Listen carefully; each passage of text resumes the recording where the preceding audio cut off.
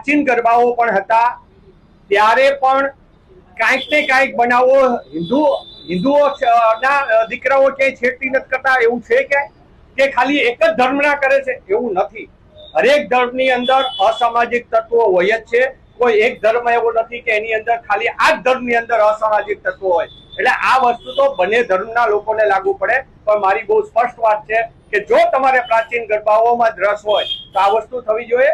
ભાજપની અંદર ભાજપના ઈશારે કરતા હોય, ભાજપને વિશ્વ હિન્દુ પરિષદ દર વખતે ઇલેક્શનમાં ટેકો દેતું હોય તો એ વિશ્વ હિન્દુ પરિષદને હું કહેવા માંગુ છું કે તમે જે પાર્ટીને ટેકો દો છો એ પાર્ટીને કયો કે લઘુમતી મોરચો છે એ કેન્સલ કરી નાખે, એને રદ કરે અને જે એનો સાંસ્કૃતિક સેલ છે ભાજપનું એની અંદર પણ ઓસમાણ મીણ છે તો ઓસમાણ મીણને કાઢી નાખો ને ભાઈ।